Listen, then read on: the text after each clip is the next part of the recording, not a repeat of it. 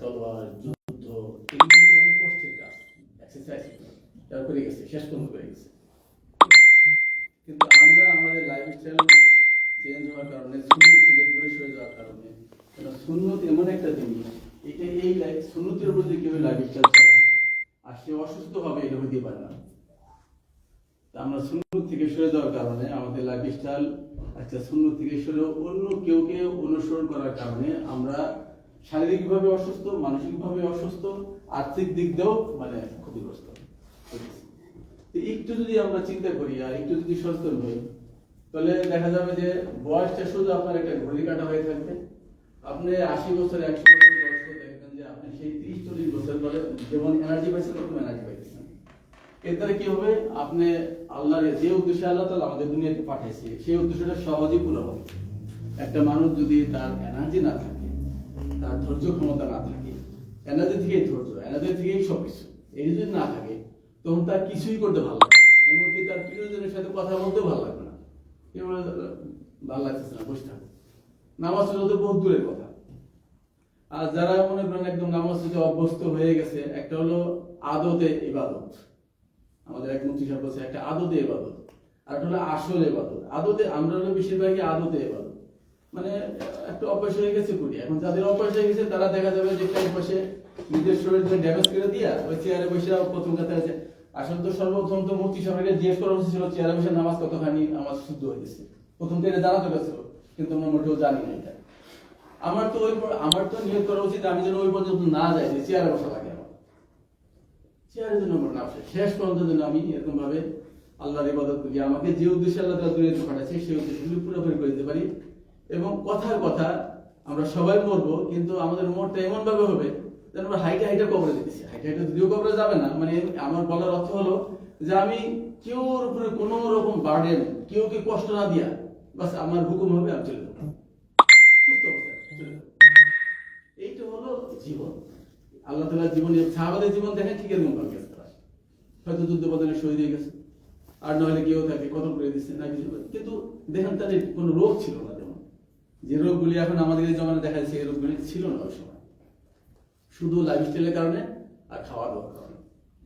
কেন একটা জিনিস জেনে রাখবেন, আমরা যা খাই, আমি যা খাই আমি তাই, আমি যা খাই আমি তাই। কেন আমরা হলো সেল দ্বারা আমরা গঠিত। একটা মানুষ হলো সেল দ্বারা একটা অর্গান তৈরি হয়, আর বেশ কিছু অর্গানের দ্বারা একটা মানুষ তৈরি হয়। এর ভিতরে কিছু কিছু ভাইটাল অর্গান আছে, যে অর্গানগুলি যদি একবার ড্যামেজ হয় সেটা আর রিভার্স করা বড় মুশকিল হয়ে যায়। আর আমাদের যে ভাইটাল অর্গানগুলি আছে, এই অর্গানগুলি আল্লাহ তাআলা এমন ভাবে দিয়েছে, এগুলি সহজে নষ্ট হওয়ার মতো না। এগুলি আমরা কি করি, আঘাত করি। 10 বছর 20 বছর 30 বছর 35 বছর আঘাত করতে করতে করতে করতে এটাকে ড্যামেজ করি। আঘাত কিভাবে, লাঠি দিয়ে বাড়াই দিই না, লাঠি দিয়ে বাড়াই না, আমাদের লাইফস্টাইল, আমাদের খাওয়া দাওয়া, এটার দ্বারা আমরা আঘাত করি আমাদের ভাইটাল অর্গানগুলিকে। লিভার একটা ভাইটাল অর্গান, একটা মায়ের মতো মায়ের ভূমিকা পালন করে আমাদের শরীরে। লিভার মা যেমন তার সন্তানকে সমস্ত কিছু ঝড় ঝাপটা থেকে রক্ষা করে তার সন্তানকে বাঁচায়, লিভারটার ভূমিকা ঠিক তাই তার শরীরে।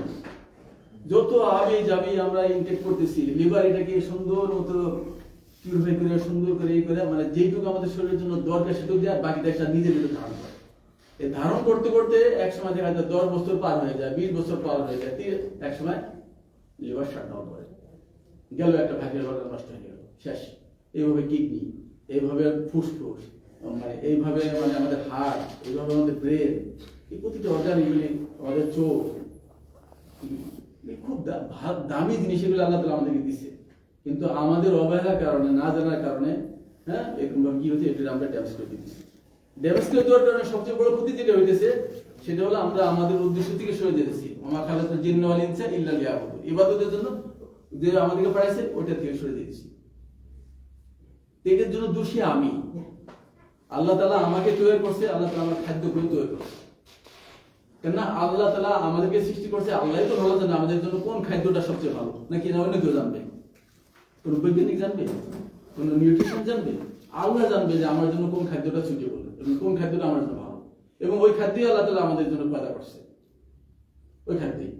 কিন্তু আজকে দেখেন, যে খাদ্য পূর্বের জমানায় ছিল, আমাদের দাদার আমলে, দাদার বাবার যেগুলো ছিল এগুলি ম্যাক্সিমাম এখন জেনেটিক্যাল মডিফাই করা হয়েছে।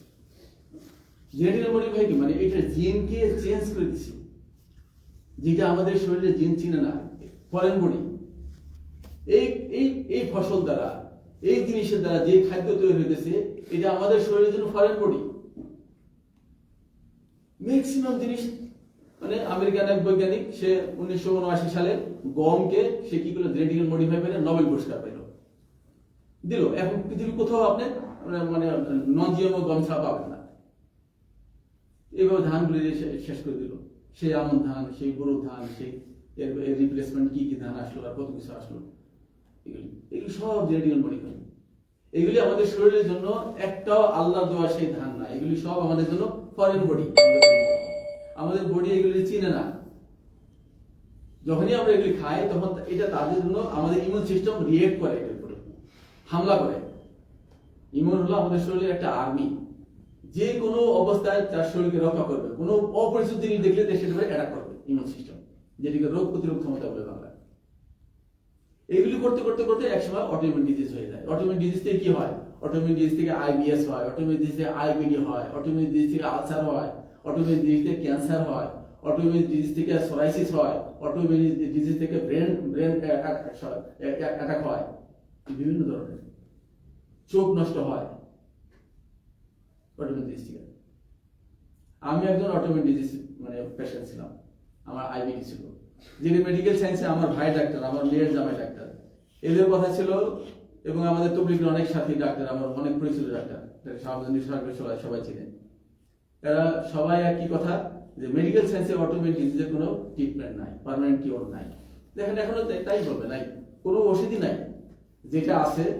যেটা আছে এইগুলি হলো জাস্ট মেনটেন করে, কিওর নাই মেডিকেল সায়েন্সে। এবং অনেকেরই অটোইমিউন ডিজিজ আছে, তারা ওষুধের পর ওষুধ খাইয়ে দিচ্ছে, কিন্তু নিরাময় হচ্ছে না, নিরাময় হবে না। কেননা মেডিকেল সায়েন্সের যে ফার্মাসিউটিক্যাল ড্রাগস আছে, ড্রাগসের কোনো ক্ষমতা নাই মানুষকে কোনো ডিজিজ থেকে কিওর করে। ফার্মাসিউটিক্যাল ড্রাগস জাস্ট আপনাকে মেনটেন করবে, আপনাকে জিয়ে রাখবে। যদি তাই হয়, আপনি একজন ডায়াবেটিস রোগীর দিকে জীবন দেখেন, একজন হার্টের পেশেন্টের জীবন দেখেন, একজন মানে হাই প্রেশার রোগীর জীবন দেখেন, দিন বা দিন তার ওষুধ পাচ্ছে। যদি ওষুধই তাকে কিওর করবে তাহলে বাড়ে গেল। আমার আম্মার ওষুধ ছিল এক সময়, আজ থেকে 5-7 বছর আগে ছিল মানে 5টা-6টা, বাড়তে এখন 17-18টা। এখন তার ডিব্বা বানাতে হয়েছে, যদি মনে থাকে, সকালে এক ডিব্বা, দুপুরে এক ডিব্বা, রাতে এক ডিব্বা। এরকম কেন? সেই ডায়াবেটিস, তার হার্টের আরো বিভিন্ন কিডনি সমস্যা, ক্রিয়েটিনিন অনেক বাড়া। একটাকে ঠিক করতে যেয়ে আরেকটা নষ্ট হয়ে গেছে, একটাকে নষ্ট করে যায় আরেকটা নষ্ট হয়ে গেছে, আরেকটা। কেন? আমাদের ফার্মাসিউটিক্যাল ড্রাগস তো একটা ভালো করবে, আরেকটা নষ্ট করে দেবে। কেন? ও তৈরি হয়েছে কেমিক্যাল দিয়ে। ফার্মাসিউটিক্যাল ড্রাগস এর জন্মই হলো কেমিক্যাল দিয়ে, প্রিজারভেটিভ করা লাগে। র জিনিস কোনো সময় ফার্মাসিউটিক্যাল ড্রাগস হবে না, র জিনিস না। ওটা কাঁচা আমলটা প্রথম র থাকে, কিন্তু ওটাকে যখন এটাকে মানে ড্রাগস বানানো হয় তখন ওটা কেমিক্যাল অ্যাড করা হয়। কেমিক্যাল তুই আমাদের শরীরের জন্য ক্ষতিকর জিনিস। তো কি করে ভালো করবে? নিজে একজন অসুস্থ, আরেকজন সুস্থ, আরেকজনকে কি করে সুস্থ করবে? ও নিজেই দেখে অসুস্থ। আল্লাহ তাআলা কোরআন শরীফে এক জায়গায় বলতেছি কি, তোমরা যেমন আমাদের ইয়া ভাই বললো, হ্যাঁ, কুলু ওয়াশরাবু হালালান তাইয়্যিবা। আমরা অনেক সময় যারা মুসলমান এবং ফরেজগার এবং নামাজি, কিছু দিনের বোঝ আছে, তারা আমাদের দিলকে আমরা এই শ্রেণীর লোক, আমরা হালাল, ঠিক আছে, ওকে হালাল, কিন্তু সব হালাল তৈবা না। আল্লাহ তাআলা কোন সময় আয়াত এখানে শেষ করে দেয় না। আল্লাহ তাআলা কোন আয়াতে বলছে হালালুন তৈবা, খাও, হালাল হইতে হবে এবং তৈবা হইতে হবে। তৈবা মানে কি? ন্যাচারাল, যেখানে কোনো মানুষের হাত লাগে নাই, যেটাকে মডিফাই করা হয় নাই, যেটাকে কোনো মানুষকে মানে এই দিক থেকে কোনো রং লাগায় নাই, এটাকে তৈবা মানে একদম ফ্রেশ, অর্গানিক, এটাকে তৈবা বলে। তো আমরা যাদের দিনের বুঝ নাই তারা তো হালাল হারাম মানিয়েই না গেল, তাদের কথা আলাদা। আর যাদের দিনের বুঝ আছে তারা দিলকে সান্ত্বনা দিয়েছে, এটা হালাল, ওকে হালাল, কিন্তু এটা তৈবা না, এটা তোমার শরীরের জন্য ভালো না। গরুর মাংস যেগুলি খায়, খাসির মাংস যেগুলি খায়, রেড মিট যত খায়, এগুলো সবগুলি হরমোন। একটা গরুতে 20 কেজি 30 কেজি 40 কেজি দুধ দেয়, আপনি বলেন ওটা কি গরু না মানে দুধ দর বেশি? একটা ন্যাচারাল গরু, মানে যে গরু ঘাস খায়, যে গরু চরে বেড়ায়, যে গরু রোডে যায়, যে গরু এক্সারসাইজ করে, এই গরু দুধ দেবে 1.5 থেকে 2 কেজি ম্যাক্সিমাম। ম্যাক্সিমাম দুধ দেবে, এই বেশি দিবে না। ওরে হরমোন কোষ করে নামে মাত্র গাভী আছে, ওর কেমিক্যালের মাধ্যমে ওকে একটা সিস্টেমের মাধ্যমে ওকে এরকম ভাবে কি করতেছে 20 কেজি 30 40 কেজি দুধ আসতেছে। এই দুধগুলি কি? এটা তো ন্যাচারাল দুধ না। এই দুধ দিয়ে যা কিছু তৈরি হবে সব মানে আমাদের জন্য ফরেন পড়ে। এই গরুর মাংস আমাদের জন্য ফরেন পড়ে, কারণ এই গরুর মাংস ন্যাচারাল মাংস না। কুরবানির সময় আমরা যখন কুরবানি দেই, এই দাদা দাদা দাদা দাদা সবাই গরু কিনে, আর আমি গরু কিনে দেশি গরু যেটা খাসা বা হাড্ডি বেড়ে গেছে, অনেকে আমার বলবে এটা কি? আমি কি ভাই এটা আমার জন্য ভালো।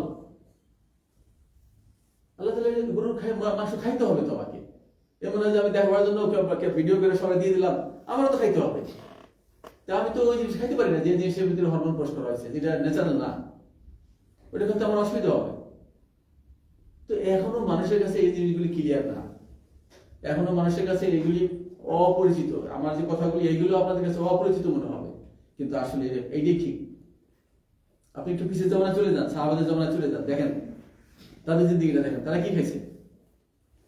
আমরা দুধ জাল দিয়ে খাই।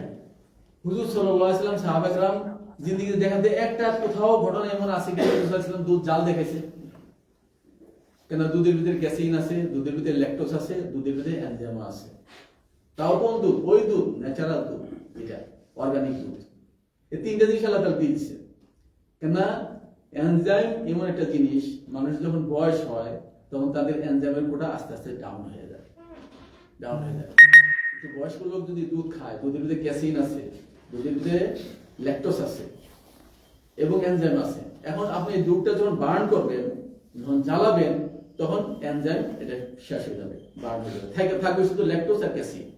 এখন এই ল্যাকটোজ ক্যাসেইন হজম করার জন্য আপনার পেটের ভিতরে সেই এনজাইম নাই। আপনার আপনার সেই মানে স্টোমাকের ভিতরে সেই এনজাইম সিক্রেশন করার ব্যবস্থা নাই, আপনার লুজ মোশন শুরু হয়ে যাবে। তো দুধে কেন আমরা জাল দেখাই? যান কিছু পিছিয়ে দিয়ে জমানা চলে যান, দেখেন কে দুধ জাল দেখাইছে। সব উল্টা চলতেছে, আমাদের উল্টা চলতেছে, যার কারণে ভালো জিনিসটা জ্বলাই দিলাম আর খারাপ দুটো রাখলাম, সেটা আমরা পেটে ভরে পেলাম। এটা আমার বাচ্চাকে খাওয়াই দিচ্ছি, এটা আমার বিবিকে খাওয়াই দিচ্ছি, পরিবারকে আমি খাইতেছি, আর যার কারণে যে অসুস্থ। অসুস্থ তো একদিনও হয় না, অসুস্থ হইতে 10 বছর লাগে, একটা অর্গান নষ্ট হইতে 20 বছর লাগে। পরে যখন হয়ে যায় তখন আর রিভার্স হওয়া মুশকিল হয়ে যায়। এই জন্য আমরা যদি একটু সচেতন হই, তাহলে আমরা সহজেই আলহামদুলিল্লাহ, আমাদের বয়স তো এটা বয়স হবেই, ওটা তো তার মত হবে, কিন্তু একটা লাইফের একটা কোয়ালিটি ফিরে আসবে, যেটা আমরা সবাই চাই। কিন্তু চাওয়ার জন্য যে পদক্ষেপ নেওয়া দরকার সেটা আমরা নিতে পারি না। কেন নিতে পারি না জানি না। আমার জীবন এইভাবেই চলছে, যা মন চাই তাই পেয়েছি। আমি সৌদি আরবে প্রায় 20 বছর সরকারি চাকরি করছি, ওখানে তো বেশিরভাগই প্রসেস ফ্রিজিং এর সবকিছু মিডল ইস্টে দিচ্ছে। ওখানে বেশিরভাগ লোকই অটোমেটিক ডিজিজ হয়ে যায়, ওদের আইবিএস হয়ে যায়, ওদের আইবিডি হয়। আইবিএস মানে কি? আইবিএস হলো প্যাডের ইরিটেবল ভাওয়াল সিনড্রোম, আইবিএস। এটা ম্যাক্সিমাম লোকের আছে, আপনার দেশেও আছে। পায়খানার কোয়ালিটি ভালো না, পায়খানার একটা কোয়ালিটি আছে, ভাওয়াল মুভমেন্ট ঠিক মতো হয় না। কেন হয় না? সে যেটা খাইতেছে ওটা ন্যাচারাল জিনিস না। বেশিরভাগ লোকের আইবিএস আছে, আইবিএস থেকে আইবিডি হবে, আইবিডি থেকে আলসার হবে, তারপরে ক্যান্সার হবে। আজকে ঘরে ঘরেও মানুষ ক্যান্সারের রোগী। কেন? শুধু এই খাওয়ার জন্য, আনন্যাচারাল জিনিস খাওয়ার জন্য ক্যান্সারের রোগী হয়। কি হারে ক্যান্সারের রোগ বেড়ে গেছে। তারপর মজার জিনিস দেখেন, ক্যান্সারের রোগী এবং ডায়াবেটিসের রোগী, ডায়াবেটিসে আমি আসতেছি, ডায়াবেটিস রোগী দেখেন, এদেরকে আপনি যদি বার্ডেন থেকে যে লিস্ট, আমার আম্মাকে লিস্ট দিচ্ছে, বাড়ির কথা বাদ দিলাম, আমার আম্মাটা আমি দেখছি লিস্ট দিচ্ছে, সকালে আপনি 1 কাপ চার সাথে চিনি, ওই চিনি নয়, কি চিনি ওটা বলে? No sugar. আসলে ওটা হলো আরো খারাপ, কেমিক্যাল দিয়ে বানাচ্ছে ওটা। এইসব চিনি খাওয়া ওটা আরো খারাপ। ওইটা 1 কাপ চা খাবেন, দুধ চা খাবেন, তারপরে সকালে 9টা 10টা থেকে দুইটা রুটি খাবেন, ভাত খাবেন, রুটি খাবেন, রুটি। কি পাগল পাইছে আমাদেরকে! রুটির ভিতরে আর ভাতের ভিতরে কি পার্থক্য? দুটোই তো গ্লুকোজ। দুধের ভিতরে তো গ্লুকোজ আছে, কার্বোহাইড্রেট সব। রুটিনটা দেখেন। তারপরে দুপুরে আপনি 2 টুকরা মাংস খাবেন, কেউ 1 টুকরা মাংস খাবেন, 1 পেয়ালা ভাত নেবেন, 1 পেয়ালা ভাত নেবেন। তাও কয় না যে লাল ভাত নিয়েন, ব্ল্যাক রাইস নিয়েন, যেটাতে ফাইবার, তাও সাদা ভাত নেবেন, খাবেন। 1 বাটি সবজি নেবেন। ওকে, বিকেলে নাস্তা করবেন, কিছু স্ন্যাক্স, পাউরুটি, পিঠা, এগুলো কিছু খাবেন। রাত্রে আবার কি খাবেন?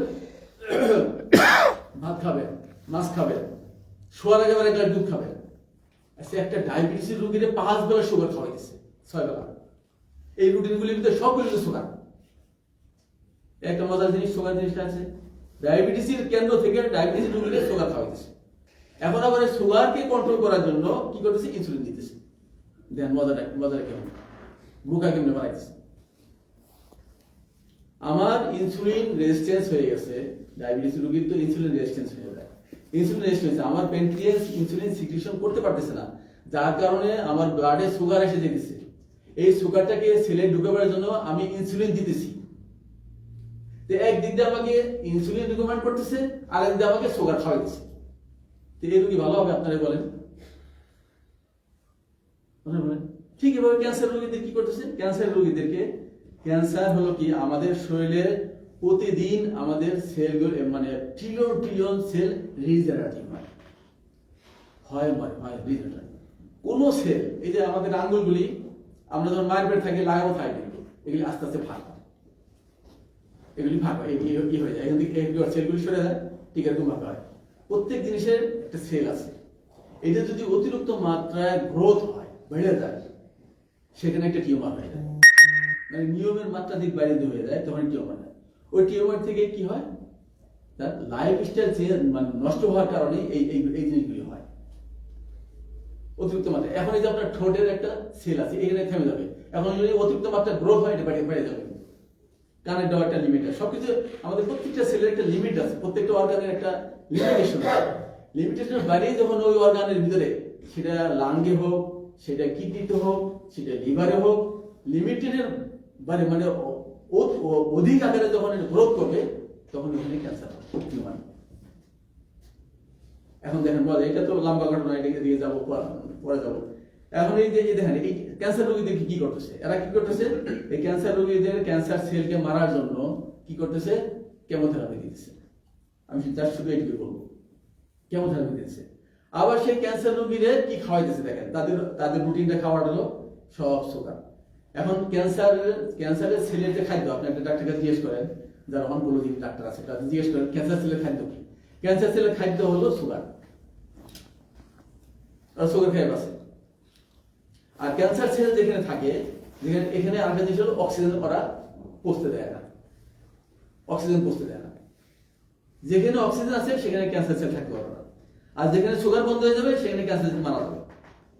কিন্তু আমাদের ডাক্তার, অনকোলজির ডাক্তার, তারা ক্যান্সারের রোগীদেরকে সুগার খাওয়াচ্ছে। আমার শালা, আমার ওয়াইফের আপন ভাই সিঙ্গাপুরে আমার হাতে মারা গেছে স্টেজ 4। তার সিঙ্গাপুরে যে মাউন্টেন এলিজাবেথ মানে হাসপাতাল ছিল, সেখানে তার খাদ্য তালিকা এই সুগার, বিস্কুট, নুডলস, ভাত, রুটি, পাউরুটি, ডিম, তারপরে কলা, এগুলি, ফ্রুট, সব সুগার। এখন একদিক দিয়ে তারা সুগার খাওয়া ক্যান্সার সেলকে জিন্দা করতেছি, আর দিক দিয়ে আবার মানে কেমোথেরাপি দিয়ে ক্যান্সারকে মারতেছি। কেমন একটা ব্যবস্থা হয় আমাদের, কেমন একটা ধোকার ভিতরে রাখছে ডাক্তার, চিন্তা করে। এখন আলহামদুলিল্লাহ ক্যান্সার রোগীরাও ভালো হয়ে যাচ্ছে। থাইল্যান্ডে চিকিৎসা শুরু হয়েছে, একদম সিম্পল চিকিৎসা। এরা কি করতেছে? ডাক্তার মুজিবুর রহমান স্যার, যিনি রাশিয়ান, উনি এই থিওরি চালু করছেন এবং অনেক লোক ভালো হয়েছে। স্টেজ 4 দিয়ে ভালো হয়ে গেছে, ভালো হয়ে গেছে। উনি কি করেন? সিম্পল ভাবে বলতেছে, উনি কি করেন? সর্বপ্রথম ওনার টোটাল সুগার জিনিস, আমাদের বডি হলো 2টা মেটাবলিজম, একটা হলো ফ্যাট মেটাবলিজম, একটা হলো সুগার মেটাবলিজম। এখন আমাদের সুগার দরকার আছে, কেন ব্রেনের জন্য সুগার লাগবে। এখানে কোনো ডাক্তার আছে না জানি না, তারা বলতে পারবে। ব্রেনের জন্য আমাদের সুগার লাগবে, সেটার জন্য সামান্য আমাদের ভেজিটেবল নিলেই যথেষ্ট, কিংবা ফাইবার জাতীয় কোনো সুগার যদি নেয় তাহলে ওকে, ঠিক আছে। কিন্তু ক্যান্সার যাদের হয়ে যায়, তাদের কি করে? মুজিবুর রহমান স্যারকে দেখছি, আমি ওনার ওখানে ছিলাম প্রায় 20-25 দিন ছিলাম। মানে প্রতিদিন $600 করে দেওয়া লাগছে। 18টা সেমিনারে আমি অংশগ্রহণ করছি ওনার, বুঝলেন। উনি বলতেছিল যে উনি শুরু করছে, উনি কিভাবে শুরু করলো, সর্বপ্রথম ওনাকে নিয়ে চলে যায় টোটাল ফ্যাট মেটাবলিজমে নিয়ে যায় ওনার পরিচয়, সুগার টোটাল বন্ধ, যে খাদ্যতে সুগার আছে টোটাল বন্ধ করে দেয়, টোটাল বন্ধ করে দেয়, ফ্যাট মেটাবলিজমে ওনার বডিকে চলায়। আর ওনাকে কি করে, ব্রিথিং এক্সারসাইজ দেয়, 3টে ব্রিথিং এক্সারসাইজ দেয়, একটা হলো উইম হফ, আর একটা হলো ডক্টর ওয়েলস, আর একটা হলো মিনম্যাট। 3টে মানে আছে ব্রিথিং এক্সারসাইজ। এই এক্সারসাইজের মাধ্যমে ওই সেলের ভিতরে অক্সিজেনে পৌঁছে দেওয়ার চেষ্টা করে। ব্রিথিং এক্সারসাইজ 30টা শ্বাস নিয়ে দমকে আটকে রাখা, 1 মিনিট 2 মিনিট 3 মিনিট যতটুকু পারা দমকে রাখলে একদম পুরো শিরে গেলে অক্সিজেন ঢুকে যায়। তো এই তোমার ম্যাথটা হলো যে ওই যে ক্যান্সার সেল যেখানে আছে ওখানে আমাকে অক্সিজেন পৌঁছাতে হবে, কেন অক্সিজেনের উপস্থিতিতে ক্যান্সার সেল বাঁচতে পারবে না, আর গ্লুকোজ বন্ধ করে দিলে ক্যান্সার সেল বাঁচতে পারবে না। এই 2 পদ্ধতিতে উনি চিকিৎসা করে অনেক ক্যান্সার রোগ ভালো হয়ে গেছে। কিন্তু আমাদের মাথার মধ্যে এখনো বাঙালিরা ঢুকে নাই, অনেকই ঢুকে নাই, ওই কেমোথেরাপি বাস চুল টুল করে এত হায়ার অ্যান্টিবায়োটিক এনে দেওয়া হয়, চুল টুল ভুল টুল করে সব শেষ, মেসা খাবে যায়, মেসা খাবে যায়। ডায়াবেটিসটা ঠিক এমন। ডায়াবেটিসটা কি? ডায়াবেটিসটা হলো এই খাদ্য অভ্যাস। আমরা 4 বেলা 5 বেলা 6 বেলা খাই, কি খাই আমরা নিজেরাই জানি, এগুলো সব আনন্যাচারাল জিনিস খাই, একটাও হেলদি ফুড খাই না, একটাও লাইট ফুড খাই না, এগুলো ডেড ফুড এবং আনন্যাচারাল। ডেড ফুড এবং আনন্যাচারাল, আনন্যাচারাল ফুডই ডেড ফুড, মৃত খাদ্য। মৃত খাদ্যের ভিতরে, মৃত খাদ্য দ্বারা আমাদের সেল কোনো সময় অ্যাক্টিভ হতে পারে না, মৃত খাদ্য খাই। এখন খাইতেছি কয় বেলা? এগুলি খাইতেছি 4 বেলা 5 বেলা খাইতেছি, ডায়াবেটিসটা হওয়ার লক্ষণ দেখা, 5 বেলা খাইতেছি, খাওয়ার পরে এটাকে আবার বার্ন করতেছি না। আমাদের লাইফস্টাইল, আমরা লিফটে চলাফেরা করি, আমরা গাড়িতে চলাফেরা করি, আমরা রিক্সা চলাফেরা করি, আমরা হাঁটি না, আমরা কায়িক পরিশ্রম করি না, আমরা এক্সারসাইজ করি না, আমরা মানে জিমে যাই না, আমরা মানে কোনো পরিশ্রম নাই, একদম শরীরে শুটিং হয় না, ঘাম হয় না। এই যে অবস্থা, এই যে আমরা খাইতেছি আর কি হইতেছে, আমাদের শরীরে গ্লুকোজ পাই। এখন আল্লাহ তাআলার কুদরত হলো যে আমরা যখনই কিছু খাবো তখন ব্রেন প্যানক্রিয়াসকে হুকুম দিবে যে তুমি ইনসুলিন সিক্রেশন করো। ইনসুলিনের কাজ হলো যে মানে আমরা যে খাদ্যটা খাবো সেই খাদ্যের গ্লুকোজগুলি ঠেলে নিয়ে সেলের মধ্যে পৌঁছে দেবে, এটা হলো ইনসুলিনের কাজ। এটা অটোমেটিক, যখনই খাবেন আপনি তখনই ইনসুলিন আসবে, যখনই খাবেন আপনি তখনই ইনসুলিন আসবে। আর তো যখনই আমরা খাই তখন ইনসুলিন আসে, ইনসুলিন এসে কি করে ঠেলে সেলের ভিতরে ঢোকায়। ট্রিলিয়ন ট্রিলিয়ন সেল আমাদের শরীরে আছে, এই সেলগুলিতে ডুবে দেয়, আমরা এনার্জি পাই, আমরা কাজ করবো বলি, আমরা কথা বলি, আমরা চলাফেরা করি এনার্জি দ্বারা করি। কিন্তু এখানে একটা বিষয় হলো, দেখেন আল্লাহ তাআলা আমাদের হুজুর সাল্লাল্লাহু আলাইহি ওয়াসাল্লাম যে কাজগুলি করছে, এখন ছোটতে আসি, প্রতিটা কাজ মানুষের জন্য মঙ্গল, দুনিয়া এবং আখিরাতে। উনি সপ্তাহে 2-3 রোজা রাখতেন। কেন রাখতেন? এই জন্য রাখতেন, এই ফাস্টিং। জাপানের এক বৈজ্ঞানিক এই ফাস্টিং এর উপরে মানে কিতাব লেখা, সে নোবেল পুরস্কার পেয়ে গেছে। ওনার ইয়ে আছে আমার কাছে, ওনার ছবি এবং ওনার ওই মানে পুরো লেকচারটা আমার কাছে আছে, নোবেল পুরস্কার ফাস্টিং এর উপরে। এই যে হুজুর চলেছেন যে তিনি সপ্তাহে 2 দিন 3 দিন সোমবার আর বৃহস্পতিবার রোজা রাখতেন, কেন রাখতেন?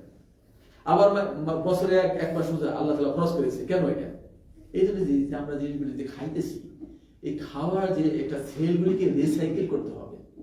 আমাদের সেলগুলি রিসাইকেল না করলে, যদি আমরা এই ফাস্টিং এর দ্বারা সেলগুলি রিসাইকেল হয়, সেলগুলি আবার নতুন করে জীবন পায়।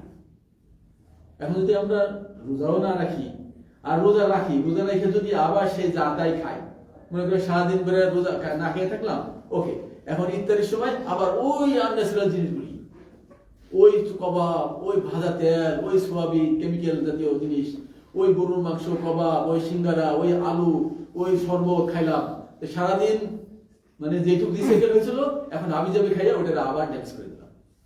যার কারণে এই রোজায়ও আমাদের শরীর বডিকে ঠিক করে। অথচ 11 মাস খাবে, আল্লাহ তাআলা ফরজ করছে 1 মাস রোজা, এই রোজার দ্বারা তার শরীর ভালো হবে, এটা 100%।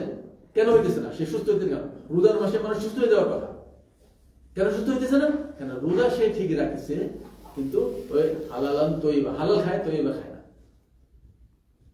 তৈবা খায় না। এমন তো ওই ডায়াবেটিসের রোগীরাও লোক সামলাতে পারে না, কই ইনসুলিন দিয়ে দিবেন, দেওয়া খায় না, হ্যাঁ। সে কি করে তার মানে তার সেলগুলি রিসাইকেল হইতেছে না, তো সে তো রোগী হবেই, সে তো ক্যান্সারের পেশেন্ট হবেই। কি হইতেছে? তা আমরা যেটা বলতেছিলাম, যখনই আমরা খাই তখন কি হয়, ইনসুলিন সিক্রেশন হয়। এইভাবে আর যদি এটাকে বার্ন না করা হয়, যদি বার্ন, দেখেন একজন কৃষক সে সকালে ভাত খাইতেছে, পান্তা ভাত খাইতেছে, কাঁচামরিচ দেখাইতেছে, তেমন একটা ভালো জিনিস খাইয়া কাজে চলে যেতেছে, সে হার্ড পরিশ্রম করতেছে, রোদ লাগতেছে, তার পেটে ভিটামিন ডি তৈরি হতেছে, রোদ বৃষ্টি উপেক্ষা কাজ করতেছে, তার সব বার্ন হয়ে যাচ্ছে। এই লোকে ডায়াবেটিস হওয়ার সম্ভাবনা কম, যদিও এটা আনন্যাচারাল জিনিস, কিন্তু সে বার্ন করে ফেলেছে, বার্ন করে ফেলেছে। একজন রিক্সাওয়ালা ডায়াবেটিস হওয়ার সম্ভাবনা কম, একজন ঠেলা গাড়ি চালায় তার ডায়াবেটিস হওয়ার সম্ভাবনা কম।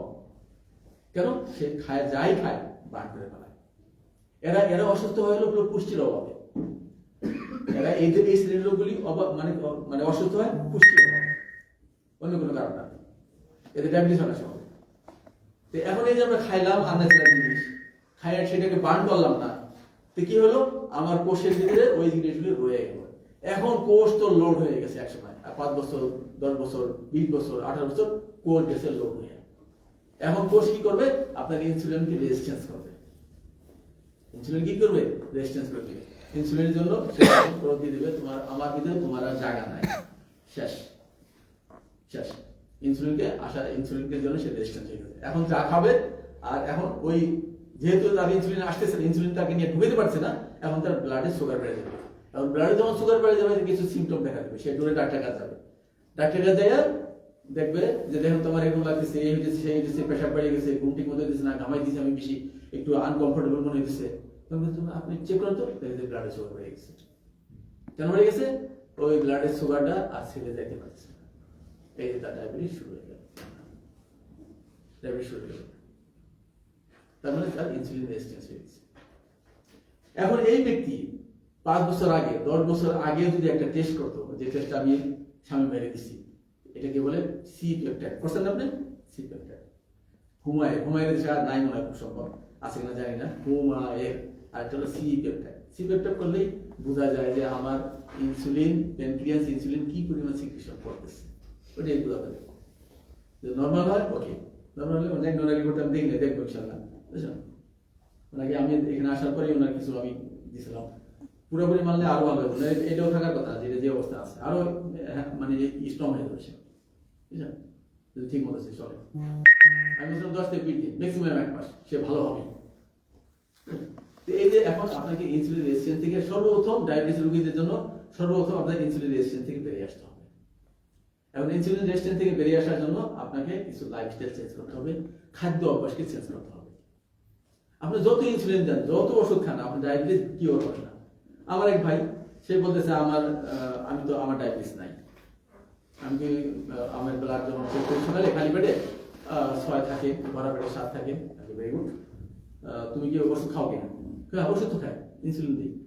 তুমি তো ভালো ওষুধ করে, যেই দিন তুমি ওষুধ খাবা না, যেই দিন তুমি ইনসুলিন দিবা না, এবং তুমি নর্মালি খানা খাইবা, আমার মতো খাইবা, এবং তোমার ইনসুলিন খালি পেটে থাকবে 5 এবং ভরা পেটে 6 6.5, সেই দিন তুমি মনে করবে যে ভালো হচ্ছে, আরে ভালো, তুমি তেমন ওষুধ খাই ভালো হচ্ছে, তুমি এটা বন্ধ করো, দেখো আবার ঠিক করবে। এখন এই যে নিজের ইনসুলিন তো বন্ধ, রেজিস্ট্যান্স হয়ে গেছে, এখন ডাক্তার কি করে, এই ডায়াবেটিস রোগীর বাইরে থেকে কৃত্রিম ইনসুলিন দেয়। এই কৃত্রিম ইনসুলিন খাওয়ার আগে দেওয়া লাগে, দিলে পরে কি করে, আপনি যখন খাবেন, খাইলে পরে এগুলো ইনসুলিন নিয়ে ঠেলে কোষের ভিতরে করে দিবে। এই যে ঠেলতেছেন, এই ঠেলাই হলো আপনার রোগের কারণ, ওভারলোড করছেন আপনার সেলকে। এখন এই সেলের ভিতরে বিভিন্ন রোগ দেখা দিবে। এই ডায়াবেটিস বল না, ডায়াবেটিস হলো সমস্ত রোগের মা। কেন বলছে? এই জন্য বলছে যে এই এখন কি করে যেমন ঠেলতেছেন না, ওষুধ ঠেলতেছেন না, ওষুধ ঠেলেছিল গ্লুকোজ ঢুকেছেন না, এখন এখানে বিভিন্ন ধরনের সমস্যা দেখা দিবে। বিভিন্ন ধরনের দেখবেন কিছুদিন পর আপনার কিডনি, অনেকদিন পর আবার লাং নষ্ট হয়ে গেছে, অনেকদিন পর আবার লিভার নষ্ট হয়ে গেছে, কিডনি বেড়ে গেছে, আপনার পোস্টের ট্রান বড় হয়ে গেছে, প্রেশার সমস্যা শুরু হয়ে গেল। শেষ যতক্ষণ পর্যন্ত আপনি মনে করছেন ওষুধ খাইতেছেন ভালো আছেন, না ওষুধ খাইতে আপনার শরীরের ভিতরে উই পোকার মতো, ঘুড়ি পোকার মতো এটা, কারণ আপনি ওষুধ দিয়ে বাই ফোর্স ঢুকেছেন। আর এখন ন্যাচারাল আল্লাহর পদ্ধতি যেটা হয়তো ওটা নাই, এখন কৃত্রিম কিছু দিয়ে আপনি এগুলি করতেছেন। কেন করতেছেন? যদি আপনার ব্লাডে গ্লুকোজ থাকে, আপনি ঘুরে পড়ে দেবেন, আপনি টিকতে পারবেন, রাস্তায় চলতে পারবেন, সমস্যা দেখা দিবে। এই কৃত্রিম থেকে বেরিয়ে আসতে হবে, আপনার ওই প্যানক্রিয়াসকে আবার চালু করতে হবে। এটা কম চালু হবে যখন আপনি ইনসুলিন রেজিস্ট্যান্স থেকে বেরিয়ে আসবেন। এই জন্য আপনাকে 10 দিন 20 দিন ম্যাক্সিমাম 1 মাস, আমি 1 মাসের কথা, 1 মাসের বেশি লাগার কথা না, 10 দিনই ভালো হয়ে যাওয়ার কথা। যদি আপনার ডায়েট চার্টটা একটু কন্ট্রোল করেন, একটা যে নিয়ম আছে মজিবর স্যার যেটা বলেন, উনি যেভাবে দিচ্ছেন যদি চলেন, 10 দিনে ইনশাল্লাহ আপনি একটা দেখেন নাই কোনো ওষুধ খাবেন না, ওষুধ খাওয়াই যাবে না, ওষুধ খাওয়া বাদ, ওষুধ বাদ দিয়ে এগুলি চলতে থাকবে, আপনি দেখবেন 10 দিন পর কি অবস্থা, নাহলে 20 দিন, 1 মাসে ভালো হয়ে যাবে। সেই সাথে সাথে আপনার লাইফস্টাইল চেঞ্জ করতে হবে। লাইফস্টাইল চেঞ্জের ভিতরে কি আপনাকে দেখেন, 1 নম্বর হলো আপনাকে ঘুমের কোয়ালিটিকে ভালো করতে হবে, ঘুমাইতে হবে। কেননা আপনার শরীর যদি হিলিং না হয়, কেননা রাত্রে 10টা থেকে রাত 3টা 4টা পর্যন্ত মেলাটোনিন আসে, তারপরে স্টোরেজ চলে আসে, কর্মক্ষমতা আসে। এখন যখন কর্মক্ষমতা আসে তখন যদি আমরা ঘুমাই, আর যখন মেলাটোনিন আসে আমাদের শরীরকে হিলিং করবে, রিপেয়ার করবে, সেই সময় যদি আমরা জেগে থাকি, তাহলে এই লোকটা কি সুস্থ থাকবে? আপনি চলতেছেন ফিরতেছেন, দিন বের এনার্জি আপনার মানে ক্ষয় হয়ে গেছে, আপনার শরীর ইনজুরি হয়ে যায়, আমি এরকম করতে তাও আপনার শরীর ইনজুরি হয়েছে, ইনজুরি হবেই, এটা স্বাভাবিক। এইগুলি রিপেয়ার হবে রাতে, ওই যে মেলাটোনিন মাধ্যমে। আর মেলাটোনিন আসে অন্ধকারে, রুমকে যত অন্ধকার করবেন, রুমকে যত এই মোবাইল টোবাইল ডিভাইস থেকে মুক্ত রাখবেন, তত আপনার মুরব্বীতে মেলাটোনিন আসবে। আর এই মেলাটোনিন আপনাকে শরীরকে রিপেয়ার করবে, হিলিং করবে। সকালে আপনি যখন ঘুম থেকে উঠছে, আবার রাত 4টার সময় জেগে যেত, 3টার জেগে যেত, ঘুম করে যেত, আসার পরে ওরা ঝুমে এরকম করে যেত, কেন? চারদিকে অন্ধকার হয়ে গেছে। আজকের শহরগুলি আমাদের এমন অবস্থা করে দিচ্ছে যে কখন রাত হয়, কখন অন্ধকার হয়, আমার হরমোন, মেলাটোনিন হরমোন বুঝতে পারে না। এই যে আমি এখন বসে আছি, আলো, সূর্যের আলোতে যে আলো, এখন সে আলো, ঘুম কি করে আসবে? ঘুম তো আসবে অন্ধকারে, যখন সূর্য ডুবে যাবে, চারদিকে অন্ধকার আসবে, ল্যাম্পটম জ্বলবে, চেরাক জ্বলবে, দেখেন ঘুম আপনি আটকে রাখতে পারেন কিনা? পারবেন না আটকে রাখতে। এসে যাবে, আপনি সাহাবারা একটা নামাজ ঝুলে পড়েছিল, কেন? তাদের এই অত্যাধুনিক এরকম লাইট ছিল না, এগুলো ছিল না। এখন আমাদের হরমোন টের পায় না যে রাত হয়েছে না দিন হয়েছে, ও মনে করছে এখনো দিনই আছে, যার কোনো ঘুমই আসে না। এই যার কারণে অনেক মানুষের এখন hormone disease, hormone imbalance disease শুরু হয়ে গেছে, যেগুলি ডাক্তারও খুঁজে পাইতেছে না।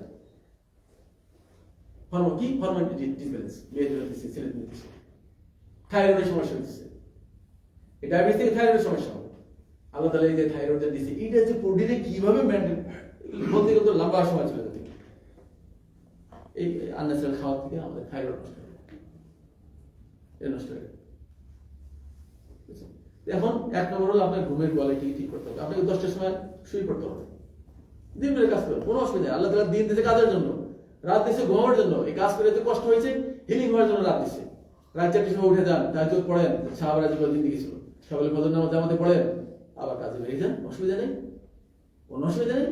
কাজ করেন, কাজ না করলেও সমস্যা তো, আবার 10টার ভিতরে শুয়ে পড়েন। এটা সিস্টেমে করতে হবে।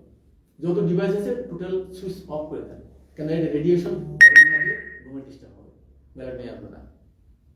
আমাদের হযরত জানামুল হাসান রাহমাতুল্লাহ বলছিল, হার নয়ে চিজ ফেতনে কি দ্বার খুলতে हैं। এটা 94-তে আমি তখন মদিনা থাকি, মদিনা হযরত যখন হজ করতে আসতো, 1 বছর হজ করতো, 1 বছর সফর থাকতো।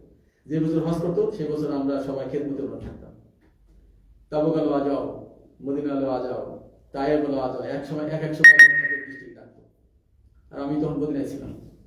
তো হযরত যে এক কথা বলছিল, এই যে কথা বলতেছিল, তো তখন নোকিয়া, এই যে ছোট মোবাইল কেউ পেয়েছে, টুম করে বেজে উঠছে।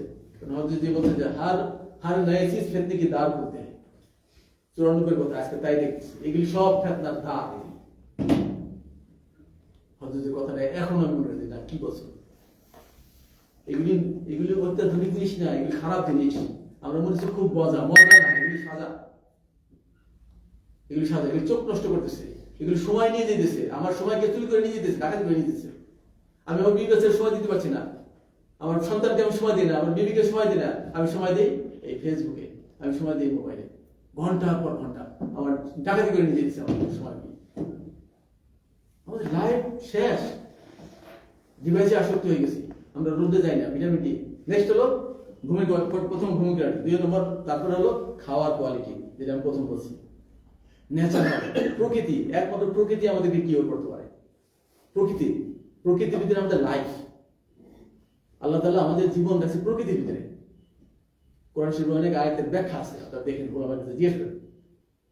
প্রকৃতির ভিতরে, প্রকৃতির জিনিস খাইতে হবে, প্রকৃতির সাথে নিজেকে মিলাইতে হবে, প্রকৃতির ভিতরে যেতে হবে। সমুদ্রের কাছে, জঙ্গলে, ফরেস্টে, এখানে নেগেটিভ আয়ন আছে, এই নেগেটিভ আয়নগুলি আমাদের শরীরের ফ্রি রেডিক্যালকে নিউট্রালাইজ করে। প্রতিনিয়ত আমাদের শরীরের মধ্যে ফ্রি রেডিক্যাল তৈরি হয়। এই ফ্রি রেডিক্যাল অতিমাত্রা তৈরি হলে বিভিন্ন ডিজিজ তৈরি হয়।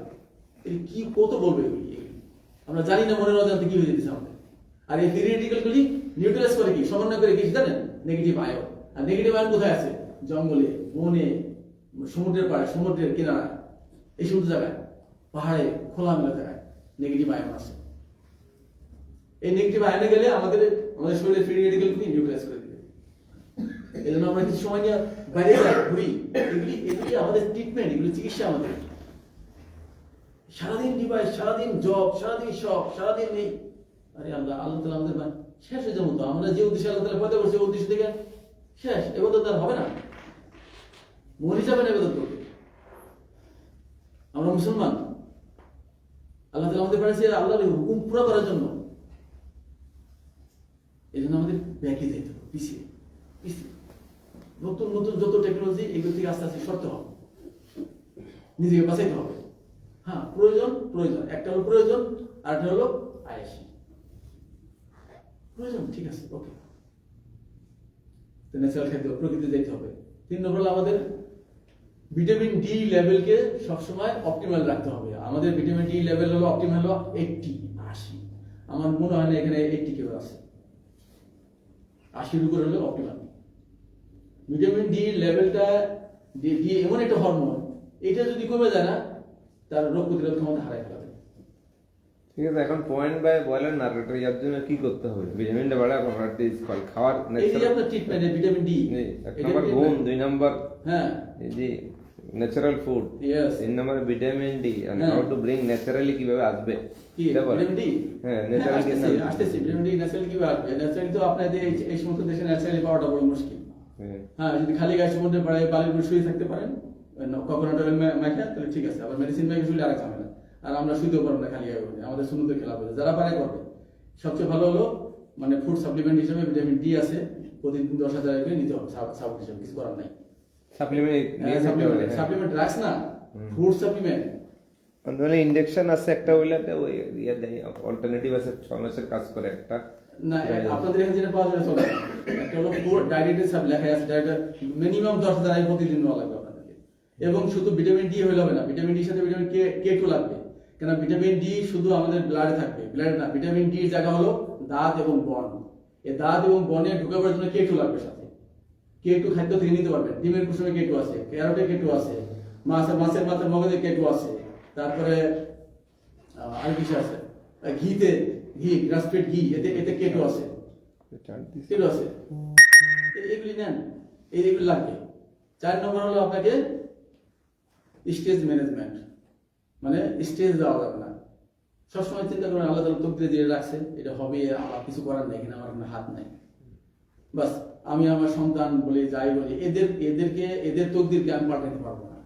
এদের তকদির আল্লাহ তাআলা লিখে রাখছে। আমার কাজ হলো তাদের সহিত তরবিয়ত করা। বাস এইটুকুই, বাস। অতিরিক্ত টেনশন নেওয়া যাবে না। অতিরিক্ত টেনশন নিলে স্ট্রেস হলো সব রোগের মূল।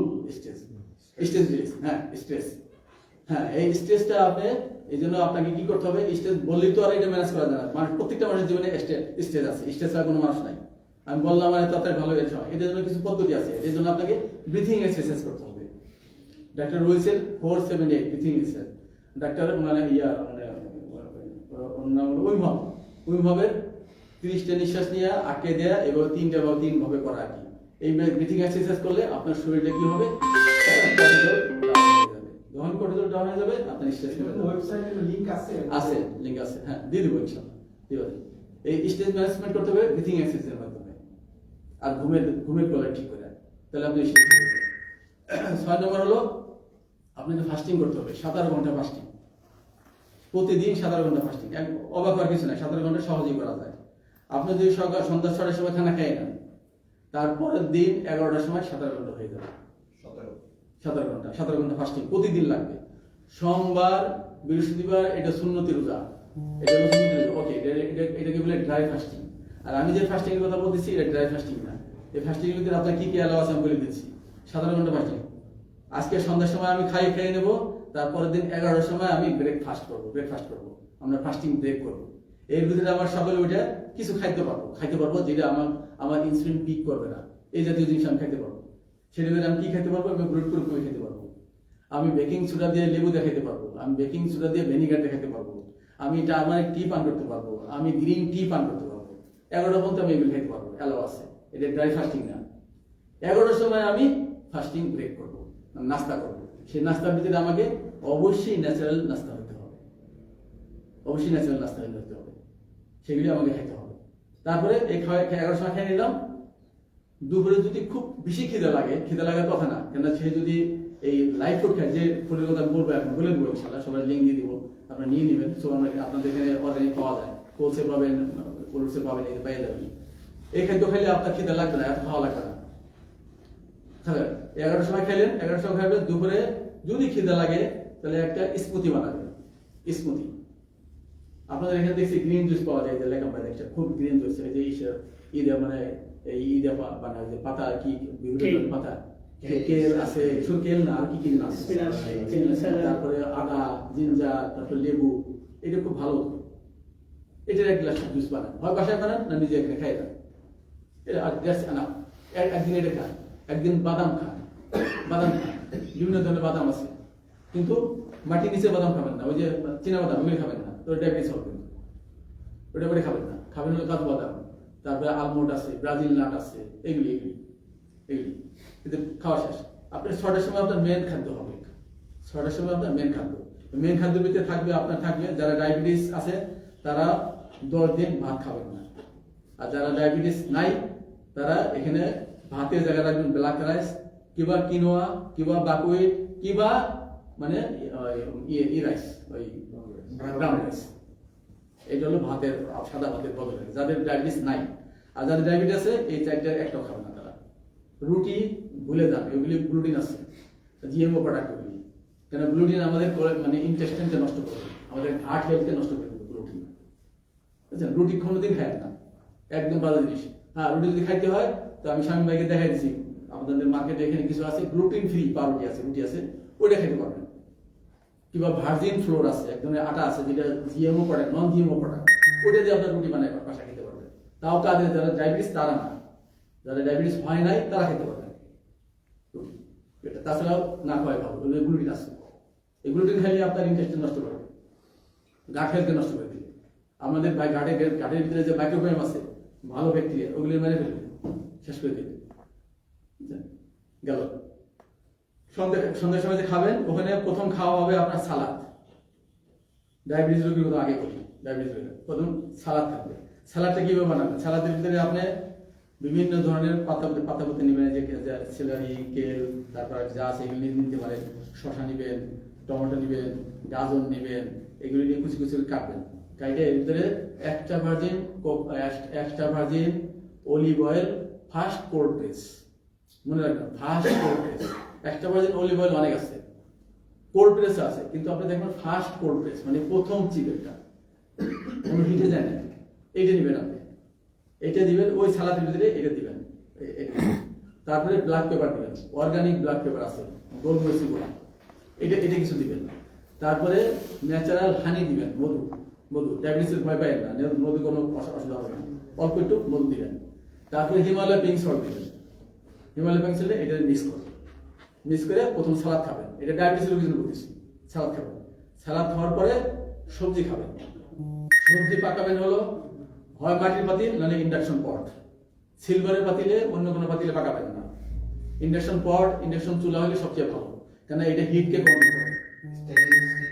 না, ওটা হিট ওটা কন্ট্রোল করতে পারে না, অনলি ইন্ডাকশন হিটকে কন্ট্রোল করে। এটা ফুডকে বার্ন করাটা, ওটা সব প্রোটেকশন ইজি হয়ে যায়।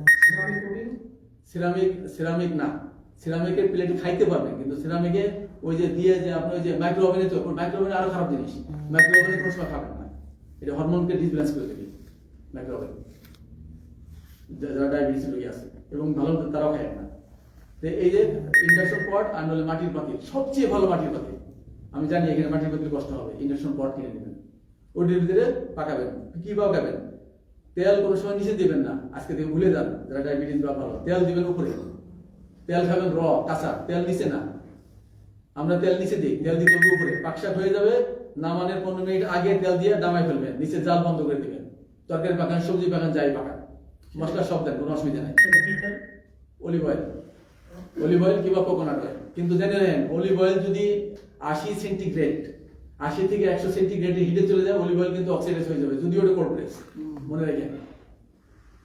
অতএব ওটাকে র খাইতে হবে অলিভ অয়েল। সবজি পাকাইলেছেন, পাকানো নিচে চুলা বন্ধ করে এখন অলিভ অয়েল ঢালেন, যে পরিমাণ জল ঢেলে লাড়া দেওয়া 15 মিনিট ঢেকে রাখেন, চুলার জ্বলাবেন না, খেয়ে নেন, তাহলে ওই অলিভ অয়েল ঠিক থাকবে, আর নাহলে অক্সিডাইজ হয়ে যাবে। আর অক্সিডাইজ যদি খান, তেল খান, অক্সিডাইজ ফ্যাট খাইলে আপনার হার্টের ভিতরে স্মল পার্টিকেল তৈরি করবে, যেটা আপনার হার্ট ব্লকের কারণ হবে। অক্সিডাইজ প্রোটিন, অক্সিডাইজ ফ্যাট সব, বুঝলেন? এগুলো খাওয়া দরকার। তো ওইভাবে সবজির ভিতরে মশলা যা লাগে দেন, কোনো অসুবিধা নেই, কিন্তু তেলটা দিবেন পরে। ঠিক এভাবে মাছ, এইভাবে মাংস, যাই খান এইভাবে পাকাবেন। পাকায় এখন আপনি সবজি খাইছেন, সবজি খাওয়ার পরে এখন আপনি প্রোটিন খাবেন। সবজির ভিতরে আপনার কার্বোহাইড্রেট যেটা দেওয়া দরকার, ডায়াবেটিসের জন্য বলতেছি, পেয়ে গেছেন, আর কার্বোহাইড্রেট দরকার নাই, ওইটুকু যথেষ্ট। এখন আপনি প্রোটিন নেবেন, ফ্যাট নেবেন। প্রোটিনের সোর্স হলো ডিম, প্রোটিনের সোর্স হলো সি ফিশ। প্রোটিন আমাদের বাংলাদেশে ফিশ খায় না, ওগুলি সব হলো হাইব্রিড, ওগুলি বানানো মানে সবগুলি পালা মাছ সুন্দর পেট করে এখানে পাঠায় দেয়। এখানে দেশে সি ফিশ পাওয়া যায়, সি ফিশ সবচেয়ে ভালো। সি ফিশ কিংবা ল্যাম্ব খাইতে পারেন, যেটা গ্রাস ফিড, বিফ খাইতে পারেন, যেটা গ্রাস ফিড গরু। এইগুলো আপনার প্রোটিনের সোর্স। শেষ, আপনার খাওয়া শেষ। 1 ঘন্টা পরে, আধা ঘন্টা পরে পানি পান করবেন। শোয়ার 4 ঘন্টা আগে আপনার খাওয়া শেষ করবেন, যাতে এই 4 ঘন্টার ভিতরে আপনার বডি ওটাকে নিউট্রাইজ করে ফেলায়। শুবে যখন আপনি ঘুমাবেন, পুরো বডি যেন হিলিং এর কাজ করে, যেন হজমের কাজে না লেগে যায়। আবার খাওয়াটা আমার শোয়ার আগেই হজম বের করতে হবে। হজম করবে এই অবস্থায় যদি আমি শোই, তাহলে আপনার বডি ওইদিকে কাজ করবে, আপনার বডি এদিকে রিপেয়ার হবে না, কিন্তু সমস্যা আছে।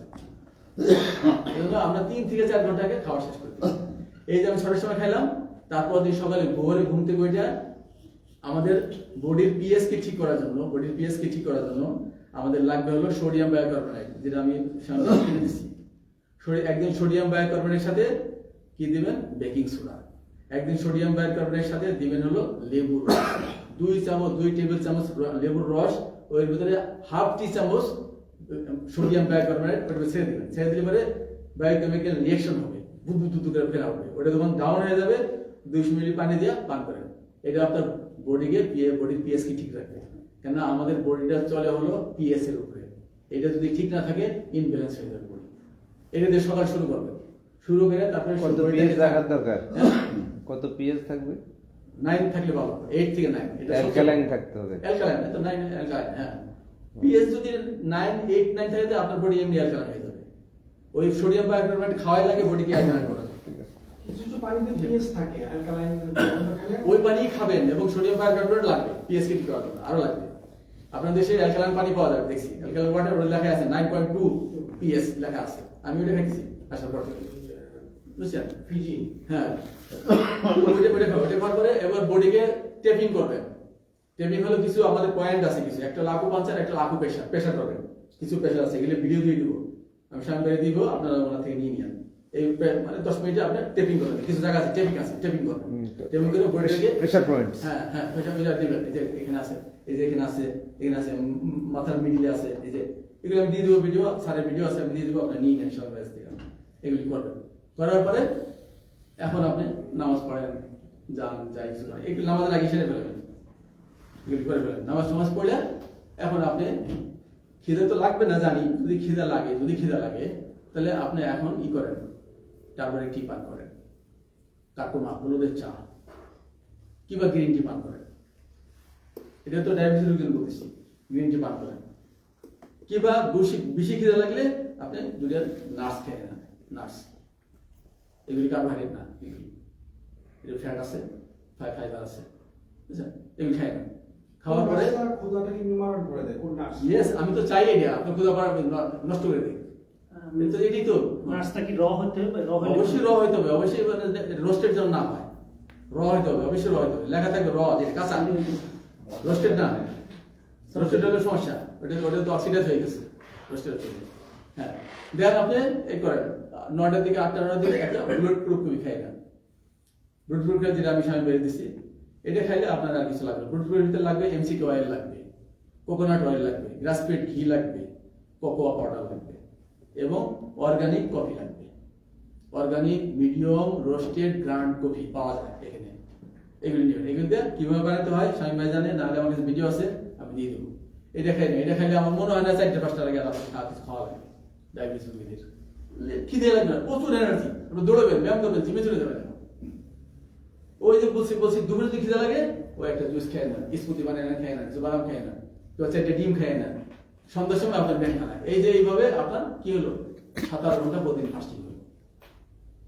তাহলে ঘুমের কোয়ালিটি মানে প্রসেসড ফুড খাওয়া যাবে না, ন্যাচারাল ফুড খাইতে হবে, তারপরে ব্রিথিং এক্সারসাইজ করতে হবে, ভিটামিন ডি লেভেলকে ঠিক হবে, 7 ঘন্টা ফাস্টিং করতে হবে। আর একটা হলো একটা রয়ে গেছে, আরেকটা হলো একটা কি রইলো সঙ্গে এই 7টা জিনিস আপনার লাইফে নিয়ে এসে আপনার লাইফ কিভাবে চালাতে হবে আপনার দেখেন। ঠিক আছে। আর যাদের ডায়াবেটিস হয় নাই তারা ওই ওটির সাথে মানে রাইস অ্যাড করবে। রাইস কি? Black rice. এই রাইসটা কি দেখাবে? কোনো সময় 2 অ্যাসিডিক ফুড একসাথে খাবেন না। রাইস একটা অ্যাসিডিক ফুড, যাদের বেড়া মানে হয় নাই মানে ডায়াবেটিস হয় না তাদের জন্য বলতেছি। তারা ওই যে সবজি খাবেন, তারপরে সবজি খাবেন আলাদা, তারপরে মাছ মাংস এগুলো আলাদা খাবেন। মাছ মাংসের সাথে কোনো সময় ভাত খাবেন না, রুটি খাবেন না। কেন? মাংসটাও অ্যাসিডিক ফুড, মাছটাও অ্যাসিডিক ফুড, ডিমটাও অ্যাসিডিক ফুড, রাইসটাও অ্যাসিডিক ফুড, রুটিও অ্যাসিডিক ফুড। 2 অ্যাসিডিক ফুড যখন আপনি খাবেন তখন আপনার স্টোমাকের জন্য সমস্যা হতে পারে। এই জন্য সবসময় অ্যালকালাইন অ্যাসিডিক সমন্বয় খাবেন। অ্যালকালাইন অ্যাসিডিক সমন্বয় খাবেন। আপনি মাংসের সাথে সালাদ খেতে পারেন, মাংসের সাথে সবজি খেতে পারেন, ভাতের সাথে সবজি খেতে পারেন, সালাদ খেতে পারেন, কিন্তু ভাতের সাথে মাংস চলবে না, ডিম চলবে না, মাছ চলবে না, চলবে না। এখন আপনি খাবেন হলো প্রথম সালাদ খাবেন, সবজি খান, এবার মাছ আলাদা খান, এবার আপনি ভাত খান। ভাত খাবেন কি দিয়ে? ভাত খাবেন ঘি দিয়া, ভাত খাবেন কোকোনাট অয়েল দিয়া, আপনার খাওয়া শেষ। এইভাবে চলেন, তার কোনোদিন ডায়াবেটিস হবে না। দেখবেন কি এনার্জিটা পায়, এবং তার 7 ঘন্টা মানে ফাস্টিং হয়ে যেতেছে, তার সেলগুলি রিসাইকেল হয়, প্রতিদিন সেলগুলি রিসাইকেল হইতেছে, তার বডির পিএইচ ঠিক থাকবে, সে সুস্থ। সে 80 বছর 90 বছর তার মানে সে মানে 30 বছরের মতো এনার্জি পাবে সে।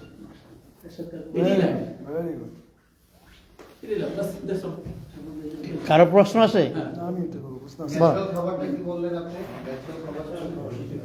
ন্যাচারাল খাবার হলো জিএমও প্রোডাক্ট, হাইব্রিড প্রোডাক্ট যা আছে এগুলো কিছু খেতে পারবেন না। যে খাদ্যের ভিতরে মানুষের হাত লাগছে, আল্লাহ যেভাবে আমরা তৈরি করছে ওইভাবে পোকা দেখবেন যে অর্গানিক ফুডের দাম বেশি। কেন? অর্গানিক ফল এগুলি হয় কম, এখানে পোকা হয়, এখানে কেমিক্যাল ব্যবহার করা হয় না, এখানে ওয়েস্ট হয়, অনেক ফালানো যায়, এই জন্য দাম বেশি। একটা নন অর্গানিক আপেল গাছে 10 মণ আপেল হলে একটা অর্গানিক আপেল গাছে হবে 8 থেকে 10 কেজি আপেল হবে। কেন? ওয়েস্ট হয়, এগুলোর দাম বেশি, সাইজও ডিফারেন্ট হয়, একুরেট হয়, এবং সাইজও ডিফারেন্স হবে, ওটা বেঁকা হবে, দেখতে সুন্দর হবে না, ওইটা হলো আসল। ওখানে মানুষের হাত পড়ে না। এখানে আসলে অর্গানিক পাওয়াটা খুব টাফ। আছে কিছু আছে অর্গানিক আছে।